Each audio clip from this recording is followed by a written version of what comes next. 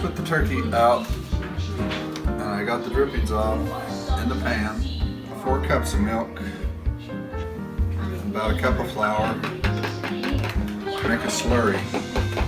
You make gravy, you put cold to hot or hot to cold. That's the key. Break up the flour so it isn't lumpy. I use milk. A lot of people would use water and put the flour in water, but I like a creamy gravy, so just salt and pepper, sometimes a little bit of garlic powder and onion powder, just give a little flavor in the gravy. Because you put milk in there, you have to keep it going or it'll burn at the bottom.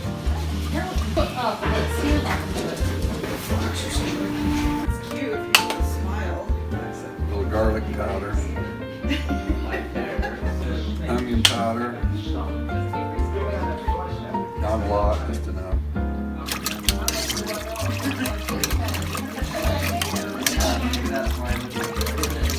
You get it up to a boil and you simmer it or boil it a while, and you'll know then if it's too thick, then you add some more milk or water.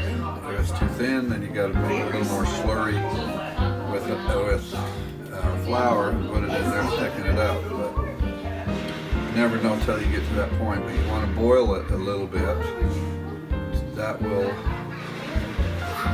take away the flour taste in the gravy.